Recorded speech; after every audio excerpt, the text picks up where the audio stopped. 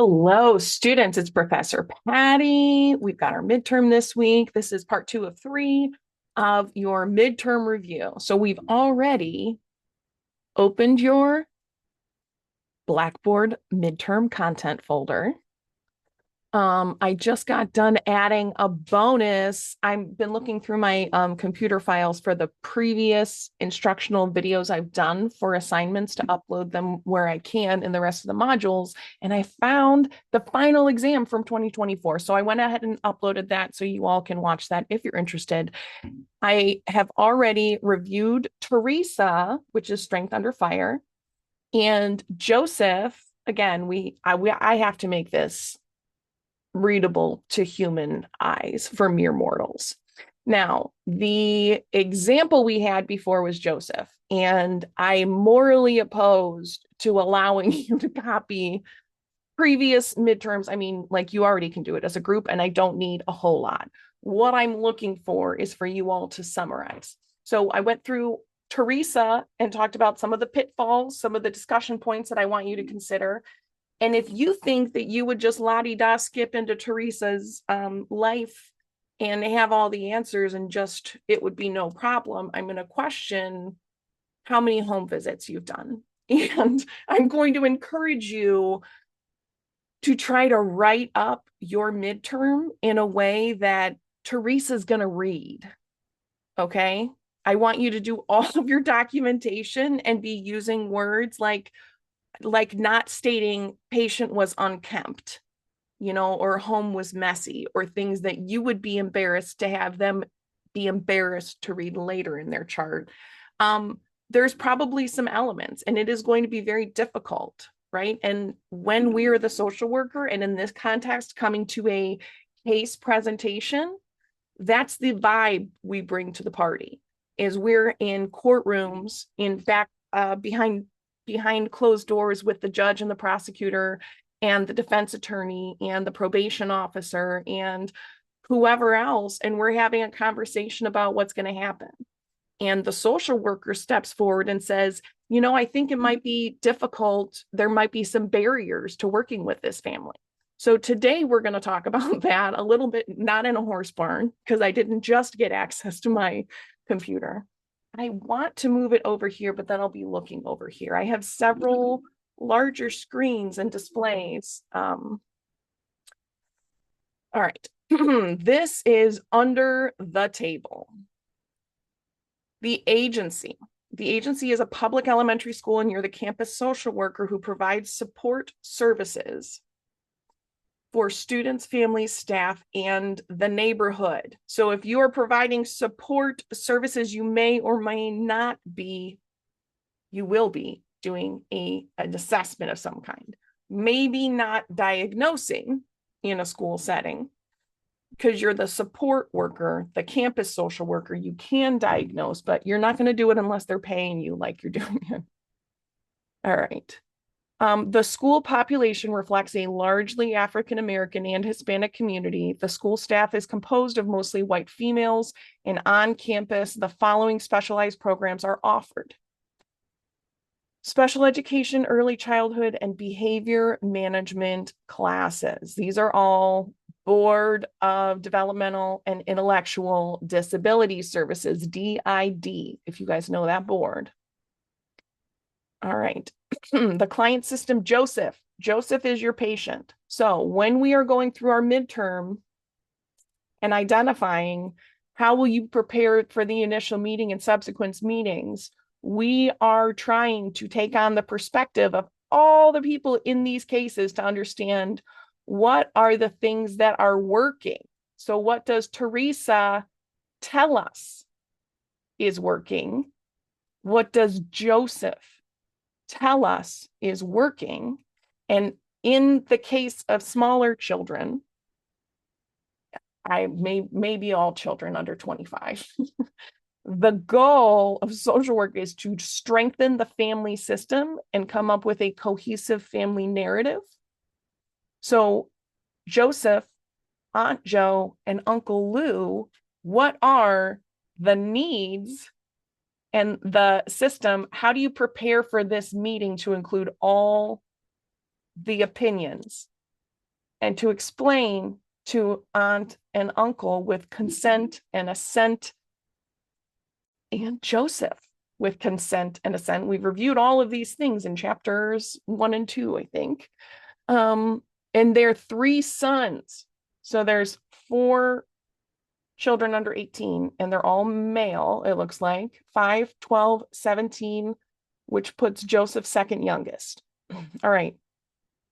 Uncle Lou recently retired from the military, has expressed resentment over his wife's decision to care for Joseph. That's pretty direct. The family does not have formal guardianship of Joseph at the time. That is a goal, is to determine who has guardianship, because who's going to sign your consent forms. Someone has signed consent forms to enroll this child in school. Joseph is an extremely quiet child, usually answering questions in monosyllables. He appears to be small for his age and shows some physical characteristics of fetal alcohol syndrome. Are you an expert in it? You do not need to be. In a case study, when they give you this, they've done the diagnostic work. You are not expected to show up on an exam, midterm, final, or LSW, and have a knowledge of leukemia treatment, fetal alcohol syndrome, military services. I just referenced something from Trauma Adapted Family Connections. When you are on an exam, when you're on a fidelity review, you are taking all of the information as the social worker and you're considering it. You're assessing individuals, families, groups, and organizations. Your assessment is it's dependent upon a social relationship, and you're within the social sciences. So what I want your group discussions to be about are, what are some things, did I finish reading it? No, I got distracted. Okay. So what are some things that might be difficult for us to ignore? What are some things that we're going to have to address? What are some things that are going to be difficult for us to have the family agree on? Right? These are conversation points. What is our point of entry into the family? All right. He shows physical characteristics of fetal alcohol syndrome. That comes from someone drinking while pregnant. There are feelings about that. And people who, if you say, I don't have feelings, the people who are coming to you for services have been dealing with the general public who has feelings and will tell them about it. People will call you out, rude people, hurt people, strangers will call you out in public and tell you about yourself if they suspect that there is something you have done wrong as a mother. And this is one of them, right? So this is a factor that can make it difficult for families to trust providers when they show up very sunshiny. So we cannot not talk about the hard stuff. That's also social work. He cries easily and seems hungry all of the time, begging for leftover food in the cafeteria from students and staff. Uncle Lou is requiring Joseph to participate in a physical training exercises with his sons, example, push-ups, running, chin-ups under his supervision. He refers to Joseph as a weenie in comparison to the cousins. In school, Joseph struggles with basic reading skills and finds school tasks to be very difficult and frustrating. Teachers describe his behavior as off-task and inattentive and withdrawn. He seems to avoid any interactions with peers, preferring to wander alone on the edge of the playground. In the classroom, the teacher will often find him under a desk or table playing with small items. I adore this kid, right? This is like a great referral for me. I do really well with nonverbal kids. And I like the analogy of a sailboat tacking, catching the wind. You have to go towards Joseph, and then you have to go towards the aunt and uncle, and then you go towards Joseph. And you find like the middle ground. So I, as a clinician, know I want the teacher to be like, that's where you're comfortable and you like walking the playground, right? And that is too far into where Joseph is, because He's not engaging to learn the things, right? He's not in school. He's not socially adjusted to whatever this living situation is. So there are issues, right? Are there issues with the family system? Joseph and his teenage brother. Where's the teenage brother? Okay. During mom's absences, Joseph and his teenage brother were cared for by their maternal grandmother, mom's grandma. So this is dad's parents. That's mom's. Mom's mom was raising them. Now dad's mom is raising them. This is exactly how I go through this with my patients. And I'm like, let me get this system in my head, right? And I'm drawing my client at the center, which the client system is aunt, uncle, sons. Joseph is within this nuclear unit. He's within the nucleus. And outside is all of the service providers. And I'm assessing what are the strengths? How do I really cheer for these? This kid has not been in foster care. This is a kinship placement. This is a family with a network. I see all of these things, right? I see multiple spokes within the intergenerational family. I see teachers who are paying attention. I don't see violent behavior, right? So what do we see and not see? What are the barriers? These are conversations for you to have. And I do not want you to show your work and write me a paper, because that is not the instruction. I do not want it in APA style. I do not want citations. This is an outline. You're going to provide an overview of the case study and say the family system. So when my overview of the case study, I would want to be able to explain to Joseph, and I would say, Joseph, who lives in your house? And he would name people, and they always ask, pets too? Yeah, pets too. And so we talk about them and we say, oh, and it seems like you may have lived somewhere else. How do we boil that down into 3 sentences? You have the whole conversation with the kid, and then you write 3 sentences. And then you say, does that sound about right? Right? You were living with your brother before. Now you're living here. Aunt and uncle, it seems like we have some priorities. We're going to talk about those down here. Provide the relevant concerns or areas to be addressed at micro, macro, meso. Micro is this individual. Barriers internally for this patient, think coping skills, right?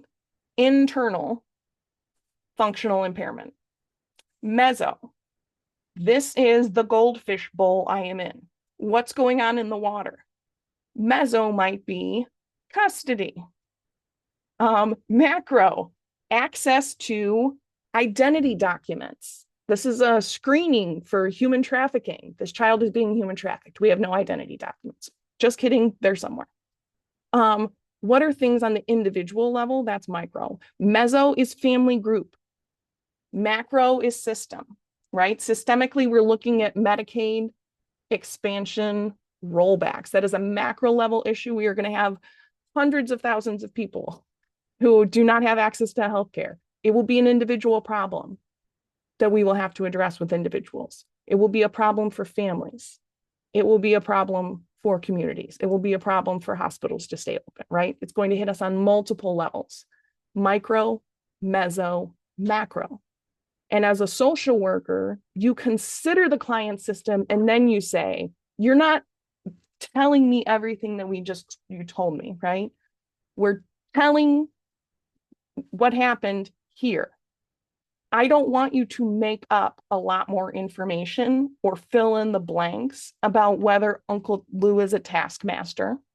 They didn't tell you that. Does it say whether the sons and the kids like exercising? Didn't tell you that. I know grown men who are like, it was my favorite. My dad and I had matching sweatsuits. We used to listen to the Rocky soundtrack. Maybe they love it. Maybe they hate it. We don't know, and we're not making it up. We want to ask about it. What are some strategies you might use to establish rapport? Look up in your textbook rapport building exercises. You can look up on YouTube. Rapport building exercises. What are some strategies you feel might be effective for which case that you choose? My midterm instructions, I hope, make sense to you. And we will have another one where I go through and complete it tomorrow. You're going to love it. Okay, hang in there. Continue doing your chapter work. Just do your chapter work and you will get an A.